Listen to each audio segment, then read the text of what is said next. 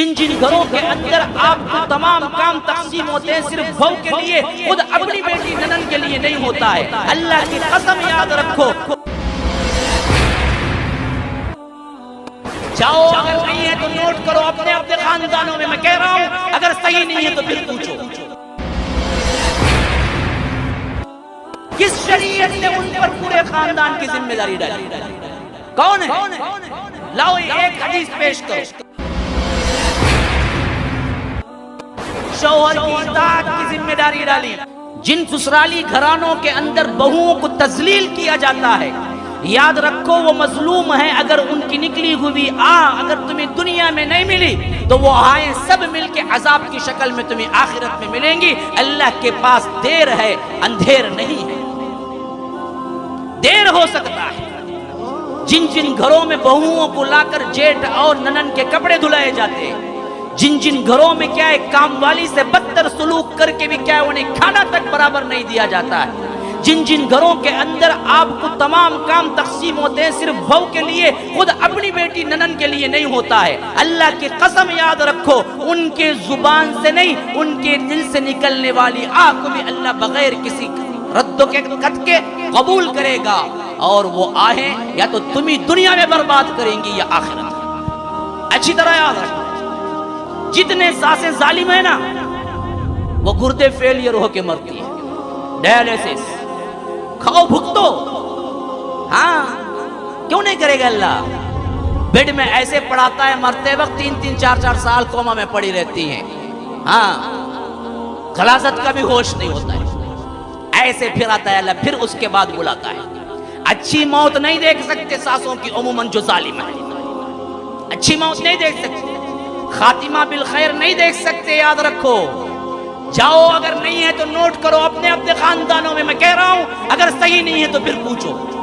کتنوں کی ہیں جو ظالمانہ طور پر اپنی زندگی میں ظلم کرتے کرتے انہوں نے کیا ہے اپنی زندگی بتا دی شوہروں کی خاطر، آخری میں وہی ساس کینسر، وہی ساس گردے فیلئر، وہی ساس بیماروں کا مجموعہ، رگڑ رگڑ کے مرتی ہے، رگڑ رگڑ کے کتے کی جو موت ہوتی ہے۔ ویسے اللہ یہی دکھاتا ہے، ظلم کرتے ہو نا بھگت کے جاؤ، یہیں بھگت کے جاؤ، صرف یہاں سے ختم نہیں، وہاں بھی لوں گا پورا پورا بدلہ پھر بعد میں۔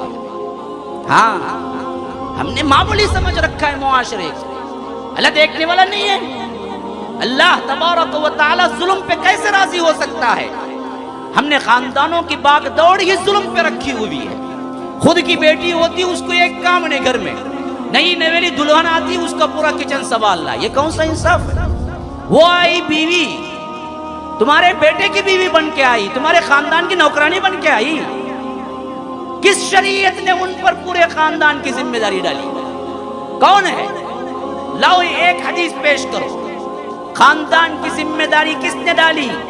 شوہر کی اطاعت کی ذمہ داری ڈالی۔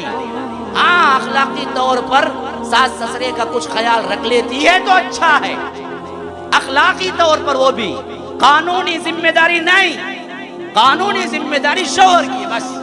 لیکن یہ بدبخت، اس پر اندھی پٹی ایسی بنتی ہے کہ جو ماں بولے کرو جی وہ، جو تمہاری بہن بولے کرو جی وہ، نہیں تو ناراض ہو جائیں گے۔ تو یاد رکھو، تجھے ماں کے ناراض ہونے کا ڈر ہے، اللہ کے ناراض ہونے کا ڈر نہیں۔ اللہ تبارک و تعالی چھوڑ دے، اللہ تبارک و تعالی اس کو معاف کر دے گا، اللہ تبارک و تعالی اس زندگی سے رفع و درگزر کر دے گا؟ نہیں، اللہ اپنے طور پر کوتاہی گناہ ہوتا ہے تو معاف کر سکتا ہے۔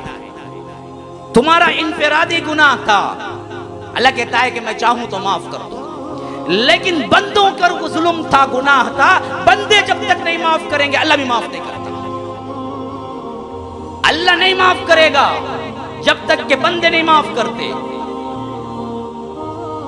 اسی سے ہم نے دیکھا ہے بہت سے مرتے وقت ساسوں کو احساس ہوتا ہے تو بہوؤں سے معافیاں مانگ کے مرتی ہے، میں نے بہت ظلم کیا تھا، آج پا رہی ہوں، بہو معاف کر دو۔ اس وقت معاف نہیں کر کے کیا کرے گی بہو بھی؟ معاف کر دیتی۔ ہاں ہم نے بہت دیکھا ہے، پڑھا ہے، میں یہ نہیں کہتا کہ کیا ہے سب ایسے ہیں، لیکن آج کا کلچر ہی ایسا ہے۔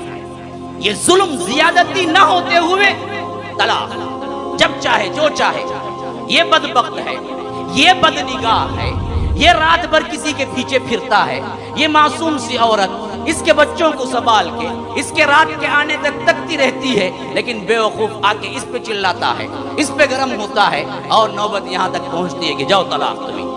اب روتی دھوتی ماں کی دہلیز پہ آ گئی، پرسان حال کوئی نہیں، پیسہ کہاں سے آئے، بچوں کو کون پڑھائے، اس کو کون دیکھے؟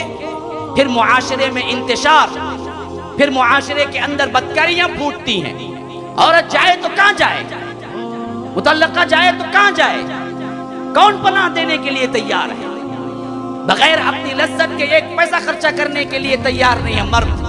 آج کا اتنا گرا ہوا مرد ہے، وہ کیوں اس کو پیسہ دے گا رحم و کرم پہ؟ نہیں، تو اپنی عصمتیں لوٹتی ہیں، اپنی عصمتیں لوٹتی ہیں، اپنی عزتیں کھوتی ہیں، معاشرے میں انارکلی پہلتی ہے، معاشرے کے اندر بے حیائی پھیلتی ہے، معاشرے کے اندر کیا زنا پھیلتا ہے، پھر ان کی بھی اپنی کچھ بنتی ہے، تب تک کہ دل سیاہ ہو چکا ہوتا ہے دونوں۔